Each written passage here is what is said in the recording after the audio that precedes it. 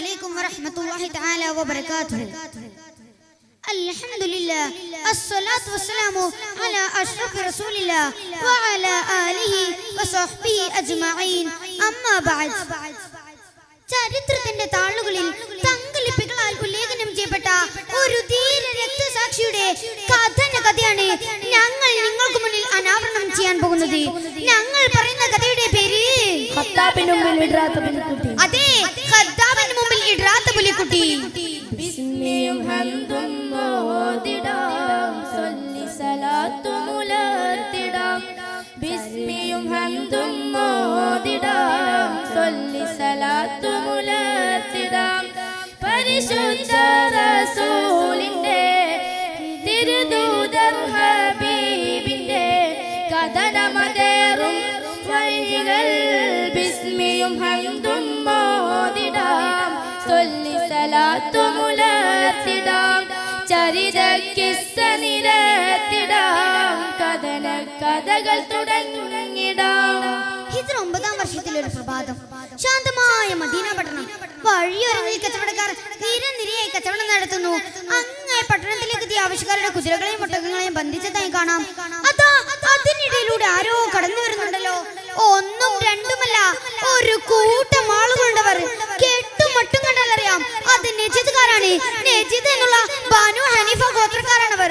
അവരിങ്ങടുത്തെത്താറായി. പ്രവാചക തിരുമേനിയെ നേരിൽ കണ്ട് ഇസ്ലാമിൽ വിശ്വസിക്കാനും ബൈഅത്ത് ചെയ്യുവാനും വേണ്ടിയാണ് അവർ വരുന്നത്. അവർ അവരുടെ ഒട്ടകങ്ങളെയും കുതിരകളെയും ഒരു മരച്ചുവട്ടിൽ ബന്ധിച്ചു. കൂട്ടത്തിൽ മുസൈലിമത്തുൽ ഹനഫി എന്ന ഒരു ചെറുപ്പക്കാരൻ അവർ അവിടെ നിർത്തി. അവർ പ്രവാചക സന്നിധിയിൽ എത്തിക്കൊണ്ട് പറഞ്ഞു, സലാം സലാം തിരു ത്വാഹ ത്വാഹ, സലാം സലാം തിരു താജ താജ. സലാം സലാം തിരു ത്വാഹ ത്വാഹ, അണഞ്ഞിടുന്നിത താജ താജ.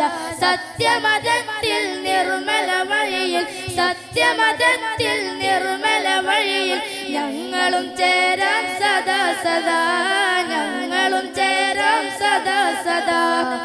നബിയെ, ഞങ്ങളും അങ്ങയുടെ പരിശുദ്ധ ദീനുൽ ഇസ്ലാം കൊണ്ട് വിശ്വസിച്ചിരിക്കുന്നു. ഇസ്ലാം ആശ്രയിച്ച ബനു ഹനീഫ ഗോത്രത്തിൽ എല്ലാവർക്കും മുത്തിന് പാരിതോഷികം നൽകി. കൂട്ടത്തിൽ ഒട്ടകങ്ങളെ നോക്കാൻ നിന്ന മുസൈലിമെ നബി മറന്നില്ല. അവർ തിരിച്ച് നജിദിലേക്ക് യാത്രയായി. അധികം നാൾ കഴിഞ്ഞില്ല, ആ വാർത്ത മദീനയിലും എത്തി. അതെ, മുസൈലിമ മുർത്തദായിരിക്കുന്നു. അത് മാത്രമോ, താൻ ബനു ഹനീഫയിലേക്ക് നിയോഗിക്കപ്പെട്ട പ്രവാചകനാണെന്ന് പറഞ്ഞു നടക്കുകയും ചെയ്യുന്നു. നാൾക്കുനാൾ മുസൈലിമയുടെ കൂടെയുള്ള ആളുകളുടെ എണ്ണം വർദ്ധിച്ചു വരികയാണ്. ഒപ്പപ്പടെ ധിക്കാരവും. എത്രത്തോളം മുസൈലിമയുടെ മറ്റൊരാളെ കണ്ടപ്പോൾ പറയുകയാണ്, സത്യത്തിൽ മുസൈലിമ കള്ളപ്രവാചകനും മുഹമ്മദ് സത്യപ്രവാചകനുമാണ്. നമ്മുടെ റബീലുള്ള കള്ളനെയാണ് മുതലുള്ള സത്യസന്ധനേക്കാൾ എനിക്കിഷ്ടം. ദിവസങ്ങൾ കഴിഞ്ഞു. ഒരു ദിവസം പ്രവാചകനും സഹാബാക്കളും മദീന പള്ളിയിൽ ഇരിക്കുന്ന സമയം ഒരാൾ കടന്നു വന്ന് നബിയെ ഒരു കത്തേൽപ്പിച്ചു. കത്ത് വായിച്ചതും നബിയുടെ മുഖം ചുവന്നു തുടുത്തു. എന്തായിരുന്നു അതിൽ?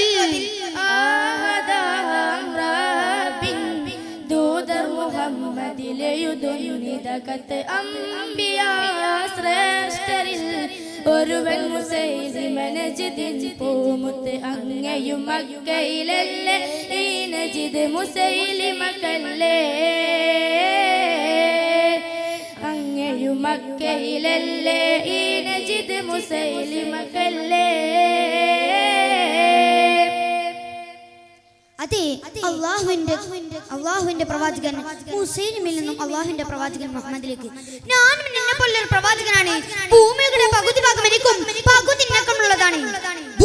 ദൂതന്മാരെ കൊല്ലുന്നതിന് തെറ്റില്ലായിരുന്നെങ്കിൽ നിന്നെ ഞാൻ ഇപ്പോൾ തന്നെ അരിഞ്ഞു വീഴ്ത്തിയേനെ. ഇത് വായിച്ചതും പ്രവാചകൻ ദേഷ്യത്താൻ മൊഴിഞ്ഞു. ആ കത്തിന് തക്കതായ മറുപടി തന്നെ പരിശുദ്ധ പ്രവാചകൻ തിരിച്ചയച്ചു.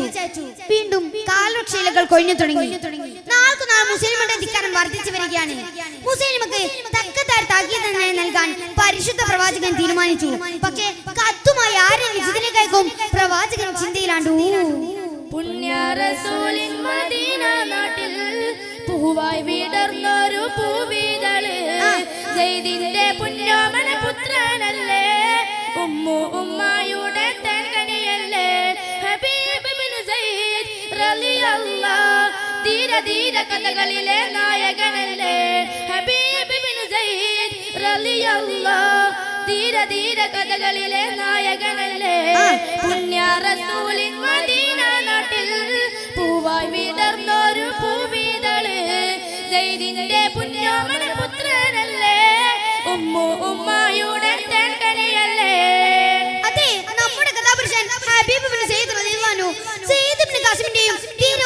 ഉമ്മയുടെ പൊന്നോമന പുത്രൻ ബദറും ഉഹദും ഒഴികെ എല്ലാ യുദ്ധങ്ങൾക്കും ഹബീബ് റഹ്മാൻ പങ്കെടുത്തിട്ടുണ്ട്. കത്തുമായി നജ്ദിലേക്ക് പോകാൻ ഹബീബ് റഹ്മാനെ തന്നെ പരിശുദ്ധ പ്രവാചകൻ തീരുമാനിച്ചു. തിരിയിൽ വിരിയുന്നത് വെയിലത്ത് പാടില്ലല്ലോ. ഹബീബ് റഹ്മാൻ ധൈര്യപൂർവ്വം ഏറ്റെടുത്തു. അങ്ങനെ മദീന മണൽ പരപ്പിൽ അന്ന് പുണ്യ മദീന മണൽ പരപ്പിൽ ഏകനായി പോകയായി നജ്ദിൻ മണ്ണിലെത്തിടാൻ ഏകനായി പോകയായി നജ്ദിൻ മണ്ണിലെത്തിടാൻ പുണ്യ തോഹാവിൻ ദൂതന യാത്രയായിതാ പുണ്യ തോഹാവിൻ ദൂതന യാത്രയായിടാ കള്ള മുസ്ലിമത്തിൻ ദുഷ്ടതക്ക് അറുതി വരുത്താൻ കള്ള മുസ്ലിമത്തിൻ ദുഷ്ടതക്ക് അറുതി വരുത്താൻ സത്യദീനിന്റെ സന്ദേശം തിളങ്ങിടുവാൻ സത്യദീനിന്റെ സന്ദേശം തിളങ്ങിടുവാൻ. സമയം സന്ധ്യയോടടുക്കുന്നു. വിജനമായ മരുഭൂമി. കിളികൾ കളക്കൂച്ചനം മുഴങ്ങി കൂടണയാൻ തുടങ്ങിയിരിക്കുന്നു.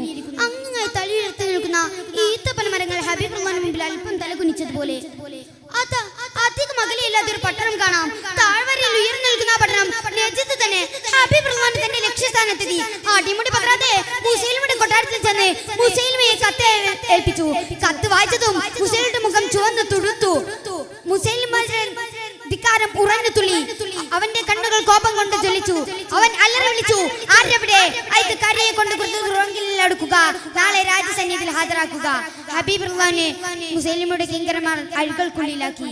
പിറ്റേന്ന് നജ്ദിൻ മണ്ണിൽ ഉയരും പകലിൽ തൂവൊളി സമയം നജ്ദിൻ മണ്ണിൽ ഉയരും പകലിൽ തൂവൊളി സമയം ഇരു കൈകളും തിരുദേഹവും ഇത ബന്ധിച്ചിടുന്നു തിരുവദനം മൊഴിയുന്നു ഇരു കൈകളും തിരുദേഹവും ഇത ബന്ധിച്ചിടുന്നു തിരുവദനം മുഴയുന്നു നാദാ നാദാ ആദരം ചൊല്ലിടും നാദാ നാദാ ആദരം ചൊല്ലിടും നബിയേ തനിയേ ഹബീബും ചൊല്ലിടും നബിയേ തനിയേ ഹബീബും ചൊല്ലിടും. പ്രഭാതമാകെ മൂടി നിൽക്കുന്ന അന്തരീക്ഷം എന്തോ സംഭവിക്കാനുള്ളതുപോലെ രാജസന്നിധിയിൽ ജനനിബിഡമായി. മന്ത്രിമാരും ഉദ്യോഗസ്ഥരും അണിനിരന്നു. മുസൈലിം ആസനസ്ഥനായി. അവൻ കൽപ്പിച്ചു, ആരവിടെ? അധികാരിയെ കൊണ്ടുവരിക. ഹബീബ് റഹ്മാന്റെ കൈകാലുകൾ ബന്ധിക്കപ്പെട്ട് ജനങ്ങൾക്കിടയിലേക്ക് വലിച്ചേക്കപ്പെട്ടു. തന്റെ മുമ്പിൽ ബന്ധനസ്ഥനായി കിടക്കുന്ന ഹബീബ് റഹ്മാനോട് മുസൈലിമ ചോദിച്ചു, മുഹമ്മദ് അള്ളാഹുവിന്റെ പ്രവാചകനാണെന്ന് നീ വിശ്വസിക്കുന്നുണ്ടോ? അതെ, എന്റെ മുത്തു മുഹമ്മദ് അള്ളാഹുവിന്റെ പ്രവാചകൻ തന്നെയാണ്. അപ്പോൾ നാം അള്ളാഹുവിന്റെ പ്രവാചകനല്ലയോ? എന്ത്, ഈ വല്ലതും പറഞ്ഞോ? എന്റെ ചെയിൽ ഒന്നും കണ്ടില്ല. എന്ത്, നമ്മെ പരീക്ഷിക്കുന്നുവോ? ഇവന്റെ ചെയിൽ മുറിച്ചു കളയുക. ഹബീബ് റഹ്മാന്റെ രക്തത്തിൽ കുതിർന്ന ആ ചെയിൽ നിലത്തേക്ക് വീണു. മുസൈലിമ തന്റെ ചോദ്യം വീണ്ടും വീണ്ടുമായി ആവർത്തിച്ചു കൊണ്ടേയിരുന്നു. എന്നാൽ ഹബീബ് റഹ്മാൻ ആവട്ടെ തന്റെ ഉത്തരവും ആവർത്തിച്ചു കൊണ്ടേയിരുന്നു. തുണ്ടം തുണ്ടമായി ആ ശരീരം എന്നേക്കുമായി ഈ ലോകത്തോട് വേർപെടുത്തപ്പെട്ടു. ആ വിശുദ്ധ ശരീരം എന്നേക്കുമായി ലോകത്തോട് വിട പറഞ്ഞു.